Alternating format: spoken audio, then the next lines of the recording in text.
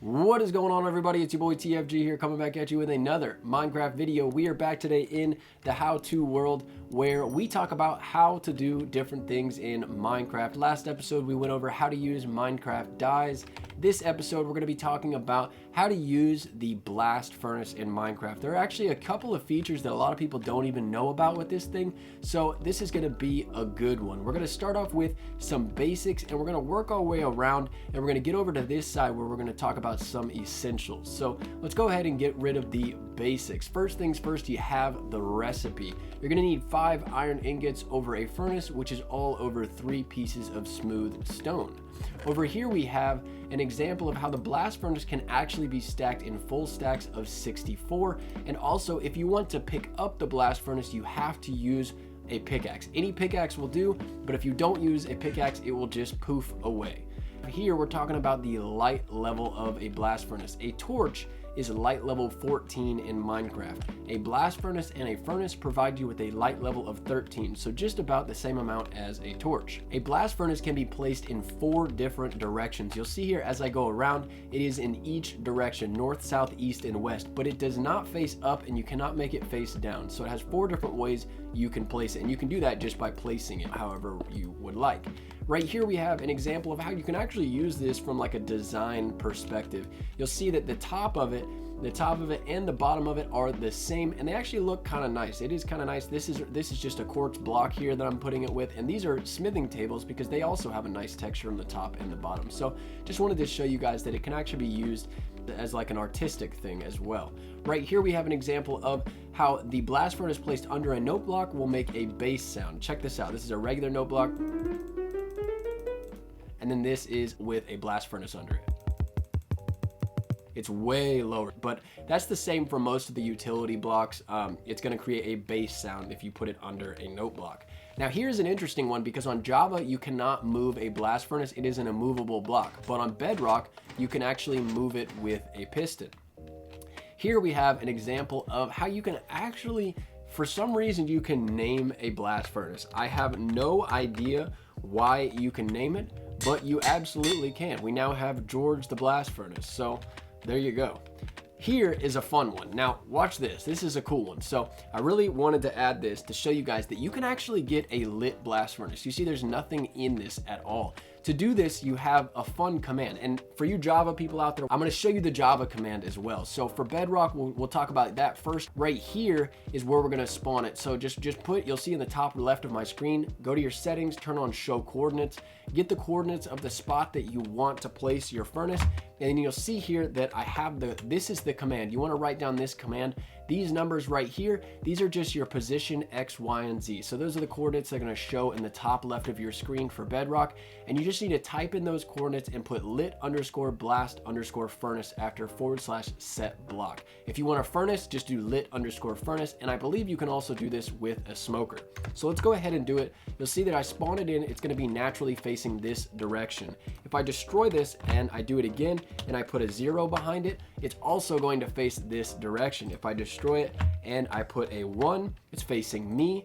If I destroy it and I put a 2, it's facing this way now. And then if I destroy it and I do it one more time and I put a 5, it will be facing this direction. So 0, 1, 2, and 5 will give you your 4 different directions on Bedrock for your blast furnace. Funny enough, if you actually do 2 different directions in the same spot, it will give you a blast furnace with no face. I don't know if this is a glitch, I don't know what this is, but in the past, the way Minecraft updates work, if they do update this at some point, this block will still look like this until you interact with it. So if you wanted to use this in a build, you absolutely could use this in a build.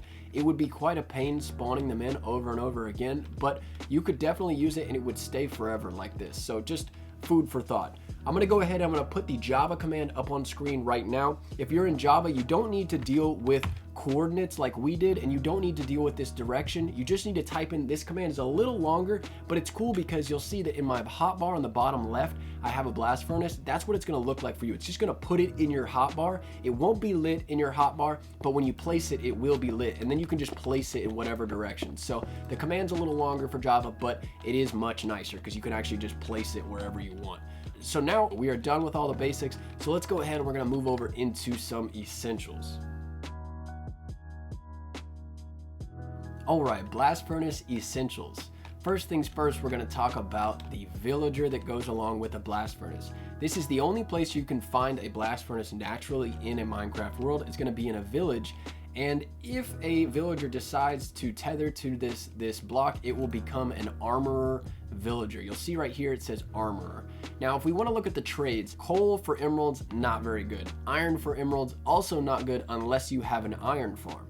Buckets of lava for emeralds, also not good. Diamonds for emeralds, not good. But what is good is when you get down here, the armorer will give you diamond armor for emeralds. You'll see that if we come over here, in my past videos, I've showed you guys that with the smithing table villager, you have a toolsmith. He will give you diamond tools for emeralds. And then you also have the grindstone villager.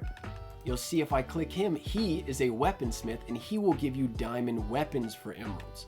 So the three of these guys combined, you can get full diamond armor sets, weapons, and tools for free because it's for emeralds. And emeralds are very easy to get. Surprisingly, they're very easy. I'll show you an example.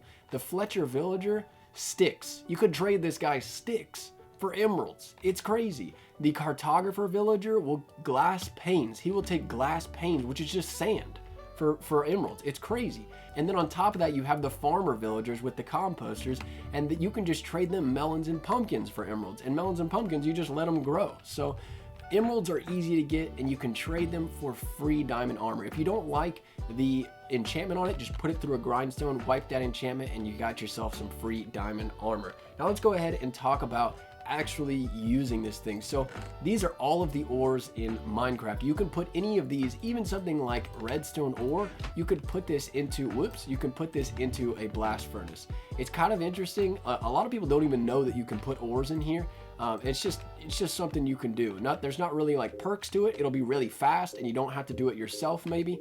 But yeah, interesting to know that you can do that. Right here is to show you that chainmail armor, iron armor, and gold armor can all be put into a blast furnace. You'll see that it'll actually smelt here, and then it'll just give you 1 iron nugget for 1 piece of armor. So it's really not a lot, but if you have like a mob farm and you're getting a lot of this, or if you save these over time from finding them from mobs, or from blacksmiths in villages, you'll find armor, and if you keep doing this, it will add up over time. Just like with the armor, you can do an iron sword, a gold sword, all of the variants of tools and weapons of iron and gold, you can also get 1 iron nugget for.